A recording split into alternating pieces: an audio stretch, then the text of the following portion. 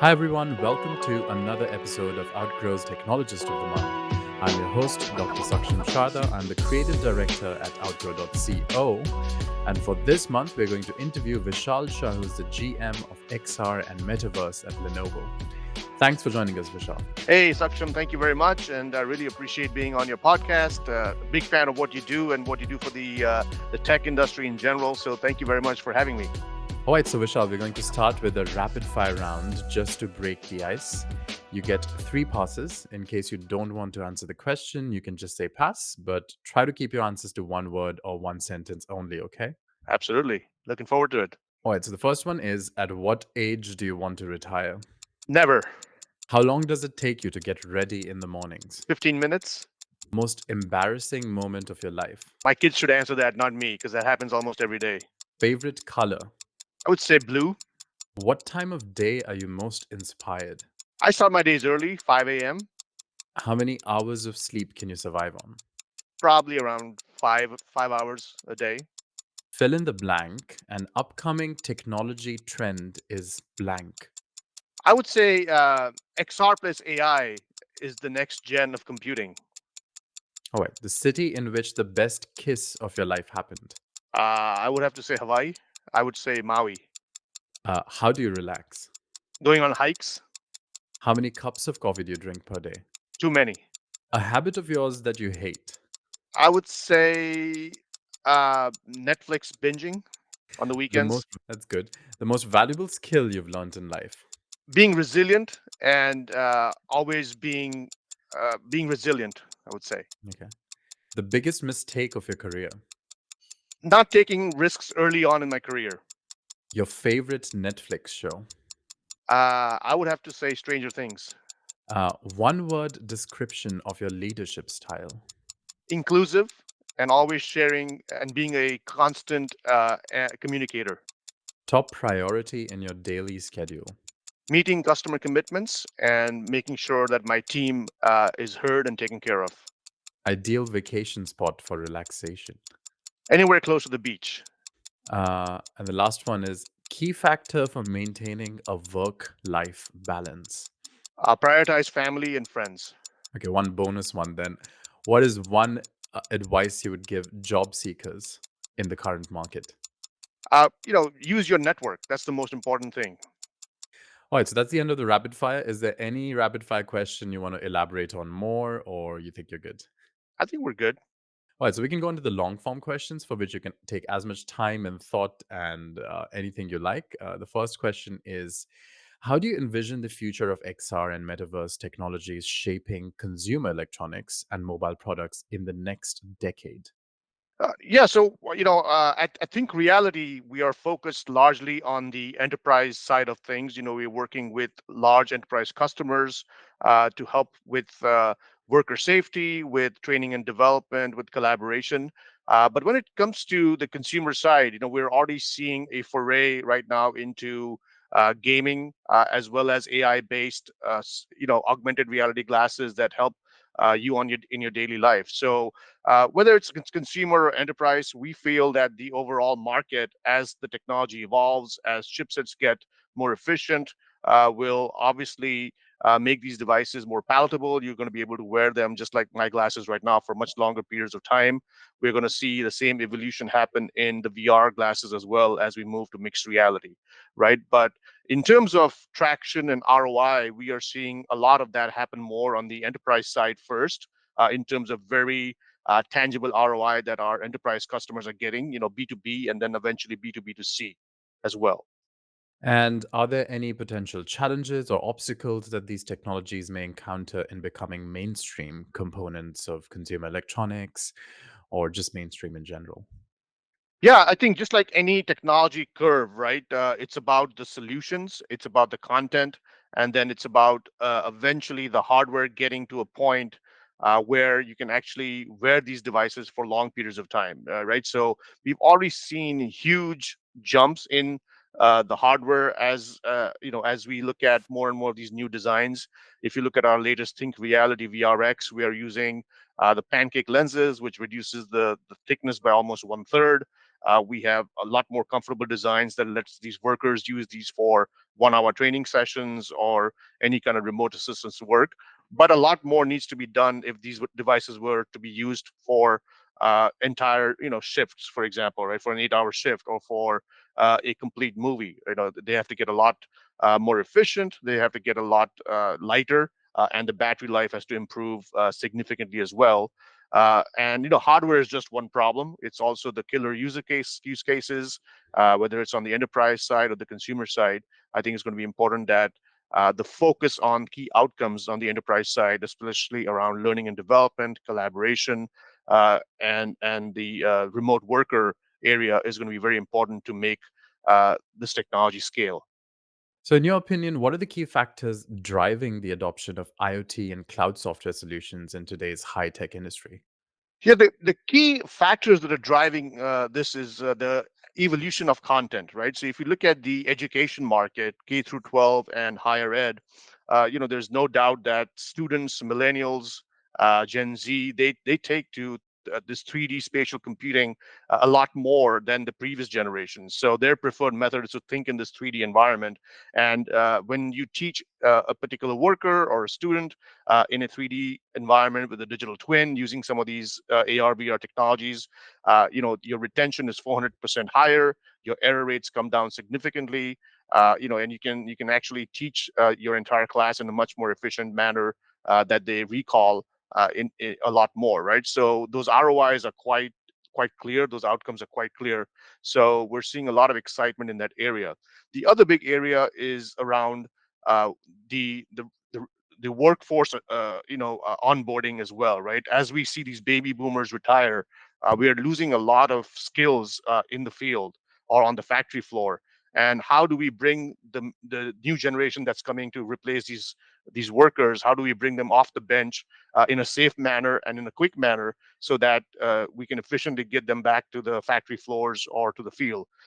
That's where AR VR training is one of the best ways to train and onboard these employees in a more 3D format, so that, hey, when you're trying to fly a plane, you don't do it, you don't get in the plane directly, you get into a simulator, right? So being able to simulate these tough jobs, being able to simulate a tough environment, hard skills as well as soft skills, building that muscle memory so that when you go to the factory floor for the first time, or when you interact with a customer, or when a nurse goes to a particular hospital room to configure it for the first time, it's you're not stranger to that environment. You've actually done it in a more 3D spatial environment multiple times. So, here you mentioned auto, education, let's say travel, flights, shipbuilding, or like flight Yep. building. Are there any other industries where this is seeing application? I already mentioned education, and and again, just in general, research and development, right? Whether it's we have a lot of companies in the healthcare space when they're looking at a particular design of a stent or working through a particular molecular design. We see them use AR VR technologies and collaborate across multiple industries, multiple continents to bring these together. Another interesting area is quick service restaurants, right? So restaurants that serve through drive-throughs and in a very high stress environment, they tend to have very high churn rates in terms of people coming and leaving their jobs in 30 days, 90 days. So the question is, how can you, because it's a very high stress environment. So the question is, how can you train these folks so that they get on board faster, that they enjoy what they're doing, and how can you gamify the training so that they get more used to these high stress environments. So we're seeing a lot of quick service restaurants adopt this technology to make sure that their employees get trained on the latest technology, as well as have the right kind of training to kind of maintain their cool in this high stress environment. Speaking of all these applications, so as a successful GM with P&L responsibility, how do you balance innovation and profitability when developing new products and services like these? Yeah, to me, it's all about the outcomes that we focus on when it comes to innovation. Lenovo has one of the best track records in innovation, being a true pocket to cloud company and the number one PC player in the world. And now we're seeing this huge inflection with AI PCs and AI on the edge as well, right? So innovation is in our DNA. We, in our industry, we get to partner with some of the top component makers in the world, like Qualcomm. We were their, we were sometimes their lead partners on their chipset roadmap.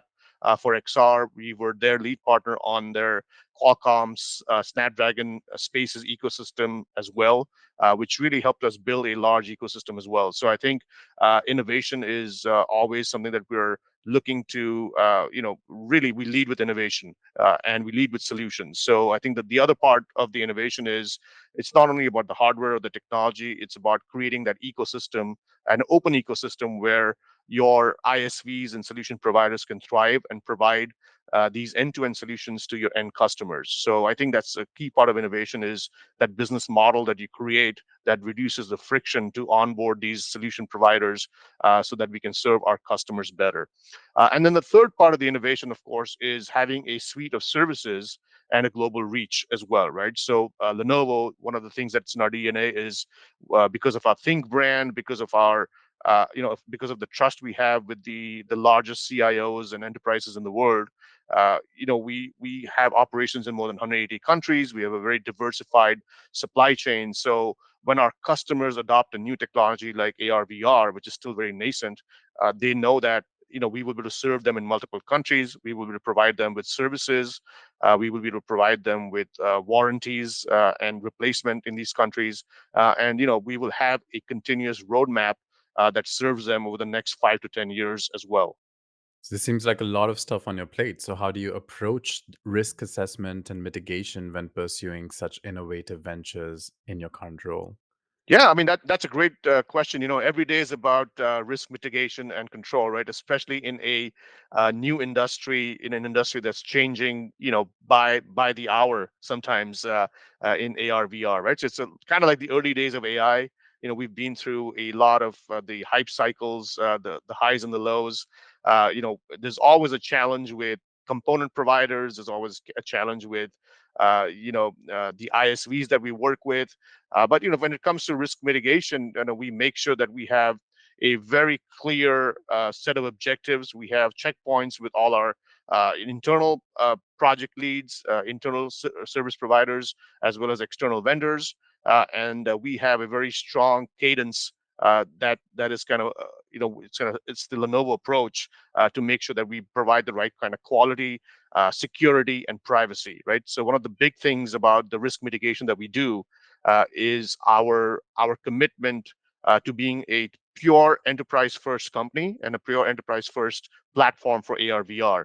Unlike some of the other players in the market who have a gaming or social media DNA, they come with that, with that first, and then, oh, by the way, use this in the enterprise as well, which just doesn't work, right? Because our customers are looking for a lot more stringent standards and someone with a track record of security and privacy. So, and that is going to become extremely important, especially in the AI world, as we start integrating more and more Gen AI solutions in AR VR, both from a content development as well as a co-pilot assistant as well.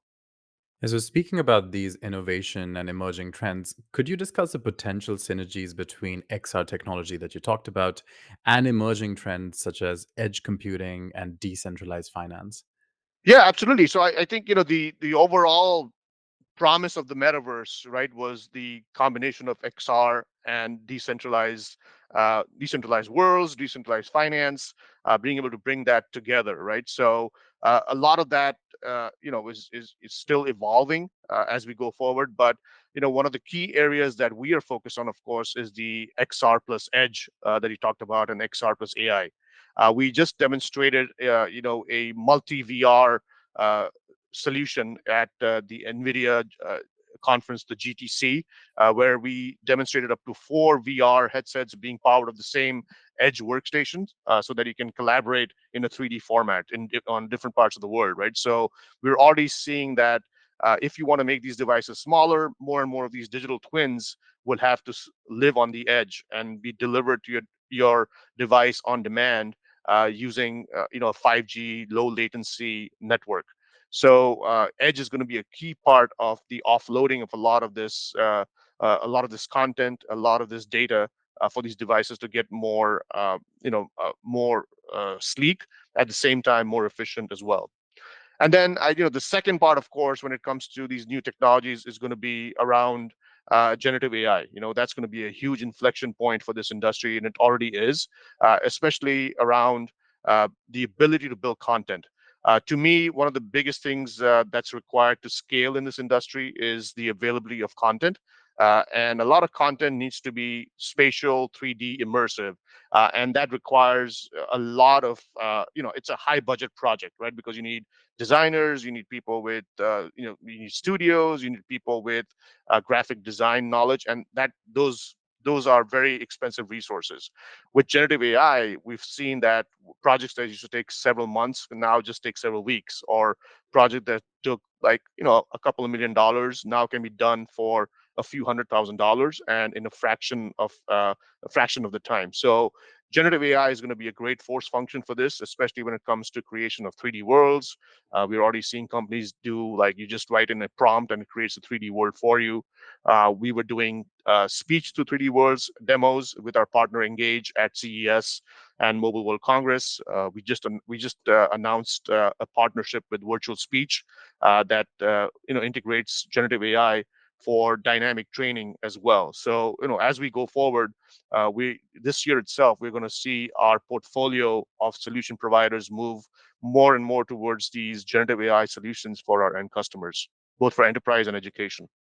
So then addressing the key fear everyone has with AI, that it will take away jobs. So if you feel that it is doing stuff for a lesser budget and requires lesser personnel, are you reallocating these people somewhere else? What is Lenovo's strategy here? The thing around the personnel, it's still TBD. But to me, what uh, generative AI will provide is the ability of a person to do a lot more with a lot less, right? It'll make your B player an A player, right? So I think it's that promise that's going to be very important in terms of generative AI. I think there's a famous saying that generative AI won't take your job, but if you don't know how to use generative AI, it will take your job, right? So it's the people who use generative AI efficiently that will take your job. So I think, if anything, generative AI will create the next batch of engineers, the next batch of scientists, the next batch of artists as well, that can use these technologies and make them more efficient. And just like any technology inflection, I think there's going to be some winners and losers, but it's still TBD to see how fast that transition takes place. All right. So we have a bonus question, which is usually to, uh, again, humanize you as a speaker, which is tell us more about what your typical day looks like. You wake up in the morning, and what is your schedule at Lenovo? Yeah, I generally start my day early in the morning because I have a lot of calls with Europe and Asia, and try to pull in after those initial calls. Try to create make some lunch for my kids, send them to school, and then back to the grind. Try to fit in a brief hike or a workout in the day, and then evenings with the family, and then after they're in bed, back to some calls with some Asian countries as well. So it's a pretty long day, grinding day. A lot of times I'm on the road. Love meeting my customers, love meeting my team, love meeting our suppliers. Nothing energizes me more than that. So I think I'm on the road quite a bit. That's just the nature of the job. So I think being in a global company like Lenovo with a global customer base, that's always exciting. It's exhausting, but it's also very something that's endearing to me as well. So besides the two events you mentioned, CES and Mobile World Congress, are there any other events where people can catch you at? Yeah, we do numerous events across the year, throughout the year, that we are as part of Lenovo. We just got off a very successful NVIDIA GTC. We have the Augmented World Expo coming up at in Long Beach, and then we have the AES show, which is a very enterprise centric show in Houston towards the end of the year as well. And throughout the year, we do almost several events a month, because we try to make sure that we're in a lot of these vertical events, like education events in Europe, a lot of construction events, a lot of vertical events, like we're going to be at the Autodesk show as well, showcasing our 3D digital twin capabilities for architectures and engineers. So we have a pretty busy schedule. Follow us on LinkedIn. We make sure that we post what shows we're going to be at. Actually, right now we're at Laval Virtual, pretty close to your neck of the woods in France. So Ah. it's we try to be with our ISVs. We try to invite our solution providers to be at our booth, or we go and support them in their booth as well. So that's part of the thing that we do as Lenovo is we really evangelize our ISV ecosystem and make sure that they get the attention with our end customers as well.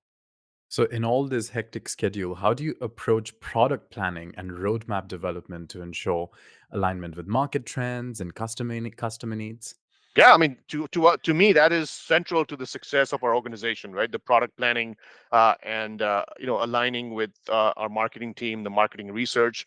So we've built a good team. We are on our fourth generation of products. We think reality right now, and we are the only company in the world that is successfully doing true 6DoF AR and VR headsets. The only enterprise company that's doing that. So we've actually developed a lot of internal skills, internal assets, internal IP that helps us be very lean, but at the same time be at the cutting edge of the market as well. So we have a lot of first in this market. Like we were the first to be on the Snapdragon Spaces ecosystem, which really helped us have hundreds of ISVs that can now be on the Think Reality glasses.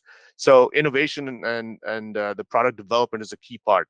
The other part of product development and innovation is being having great partners and great partnerships. So we have great partnerships with companies like Qualcomm that help us stay on the cutting edge of the chipset platforms as well, right? We have great partnerships with our supply chain. We do the manufacturing ourselves at the Lenovo factory, which helps us really control nuances in the supply chain and make sure that there's no disruption.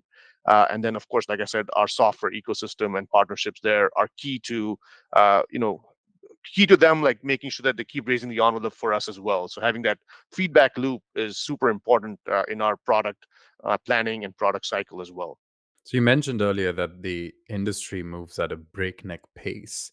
So, can you discuss any instances where you had to pivot or adapt your product roadmap based on evolving market dynamics or competitive pressures, or any story that comes to mind? Yeah, I mean, I think one example would be, there was a lot of pressure for us to stay in for example, the 3DoF VR market, right? So, when we started doing some planning about 2 years ago, we said, hey, you know what? Do we still want to serve the low tier, still high volume 3DoF market, which is primarily like 3D videos, right?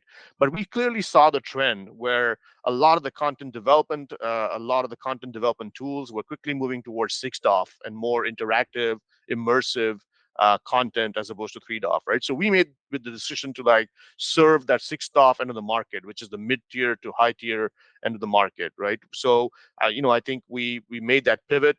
We decided to launch our own product, the Think Reality VRX.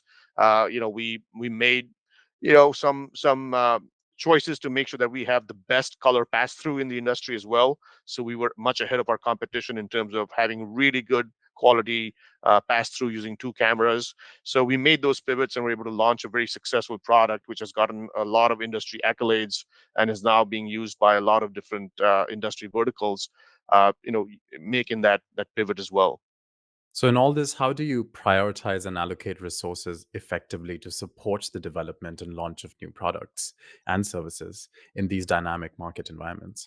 I think the most important thing is having a clear strategy, having a clear set of focus and priorities, and then simplifying your portfolio to the extent that you can, right? I think a lot of times you will find people trying to do too much and be too spread out. I think our strategy has been to focus on the enterprise and create an enterprise friendly device from the ground up, as opposed to being all things gaming or all things social media or all things consumer and trying to and oh by the way use this in the enterprise space as well. So having that enterprise focus has helped us develop a product that is secure, that is trusted, that is comfortable for people to use, that has features like being able to change the faceplate because you want to use it across multiple employees in a particular day, right? So if you look at some of the other products in the market, it's the fitting, the sizing takes just way too long, right? But in our case, you got three shift workers using these devices at three different time points. How do you make it swappable? How do you make it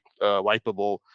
And how do you make it easy for them to adapt to it right away, right? So we make sure that it's very enterprise friendly and flexible as well. So making those trade-offs early, making that design changes early, and those design decisions is what is key to being successful.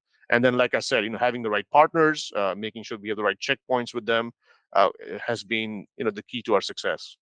So there's a special question from our audience. What skills are most in demand in your industries and how can people acquire them? Job seekers acquire them. I would say in our industry, you know, UI UX design is still king, right? I mean, how you design these products, how do we integrate them with the latest technologies is very important. The second big part is going to be just the general. I wouldn't say this first or second, but I think I would say these are the top two or three.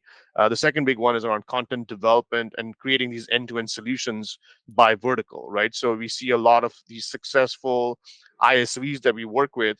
They have kind of created one niche, one particular vertical or one particular set of industries that they provide training solutions for, or remote assistance solutions for, or learning and development opportunities, right? So those are the companies that are very successful, and that's where I think some of these content development and solution development skills are going to be very important. The third is going to be the ability to be a solution architect and look at the big picture, like you said, right? I mean, XR is not a technology that can be successful on its own. It's going to be connected to the edge. It's going to need a lot of generative AI on the device as well as off the device, on device as well as off device. How do you put these pieces together, right? So I think that's something that we do as technologists, that's we do as when we do plan our portfolio, is how do we bring all these partnerships together, able to partner, being able to put this whole picture together with a variety of resources, with a variety of large scale platform providers is a key asset in this industry, or any new industry for that matter. Speaking of then the potential of XR, what are your thoughts on the potential of XR technologies to create new forms of digital art, entertainment, and social interaction?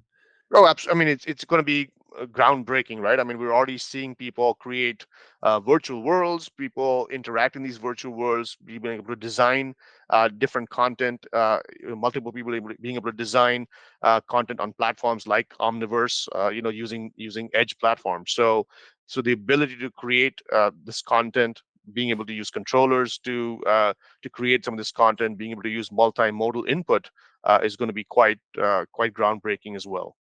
And then the ability to just take your laptop and make it a 3D spatial space as well, right? Being able to like convert your 2D calls to 3D calls, or a 2D interaction into you can share a 3D design with me, and then we can both put on our glasses and convert this into a 3D collaboration session, right? So being able to have those spatial collaboration sessions is going to be key as well as we go forward. So then how can businesses and organizations navigate what I assume are going to be legal and ethical implications of XR technologies, particularly in areas such as intellectual property and user generated content? Yeah, I mean, so for us, we make sure that our devices are absolutely secure. We have the privacy that is needed. But when it comes to some of these generative AI tools that people are using, right? So they have to be careful that the backend platform that they use is secure. That's why working with some of the partners that we work with, they use some of the standard, Gen AI platforms that we know are, open source, or that we know have the right kind of ethics around them, right? So but that's always a challenge with any new technology, is how do you strike that balance. And as we move forward, we're seeing more and more of these discussions, and a lot of a lot of cadence that we put in terms of the partners that we use, that we approve, to make sure that they're following some of these strict guidelines as well, especially around security and privacy, which I think is going to be a big factor in Gen AI. And are there any notable instances where legal or ethical issues related to XR technologies have arisen in the past, and how are they resolved? Yeah, nothing that comes to my mind Hmm. right away, because XR is slightly different from Gen AI. I mean, XR is being used more for, in our industry, more for very specific use cases around training, learning and development, or collaboration, right? So it's a very controlled environment where you're using your own digital twin, you're using your own learning modules. So it's not like where you're stealing somebody else's content, or unlike some other technologies where you can actually uh, do a text to image search or something, right? Or text to image creation, where there have been some instances in the Gen AI industry where people are challenging, or they have to license the technology. So in our case too, if you wanted to do that, you would have the system provider or the solution provider would have to do that as well, right? Make sure that they're following these guidelines before they actually come on our platform. And how immersive do you think XR is going to get? Because what role do you believe haptic feedback and other sensory technologies will play in creating more and more immersive XR realistic experiences? Yeah, so I think from a visual perspective, XR is as immersive as it gets, right? We believe in true six off XR, our VR device, our AR device. They don't pretend to be spatial devices. They're true spatial 360 devices. So that's one way we differentiate ourselves. Now, when it comes to multimodal input and multimodal experiences, like you talk about, like haptics and controllers and gestures and voice, we are open to all those technologies. We provide the right kind of sensors, the inside out cameras that will enable these. Actually, we were just talking to a ultrasound haptics provider yesterday. We did some ultrasound haptics demos at our CES as well, where you have a heart in front of you or an object in front of you, and you put your hands out and you can actually feel and interact with it when you move it, right? It actually gives you a feeling that you're touching something, or you can give somebody a high five. So those technologies already exist. Can they scale fast enough? That's the big question. Can you bring the prices down? So I think that will come around, but there's still a lot of work to be done in that area. And as the demand for these devices grow, I think you'll see them scale as well. In what areas would you see the application of this at present? A lot of applications around, for haptics, it's sort of being able to get a feeling for training. Number one, right, the Mm, actual real feel.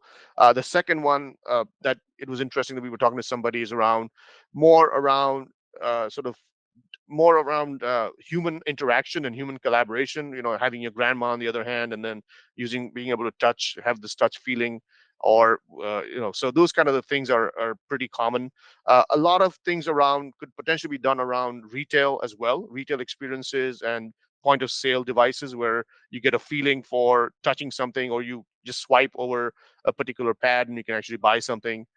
So those are the kind of experiences that will be enabled through some of these haptics technologies. We're seeing a lot of these haptic technologies being used in cars as well, so that you don't have to like touch the touchpad, and instead you mm. are kind of still looking, keeping your eyes on the road, and being able to interact with the screen. Yeah, that sounds fascinating. All right, so the last question for you is of a personal kind.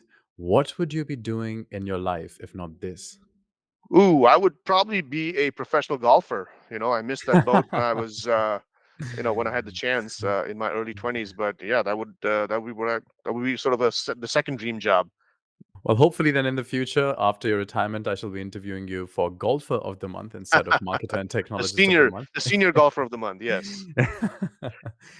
All right. Well, thanks everyone for joining us for this month's episode of Outgrow's Technologist of the Month. That was Vishal. Thanks for joining us, Vishal. Thank you very much. Really appreciate it. Thanks. Check out their website for more details, and we'll see you once again next month.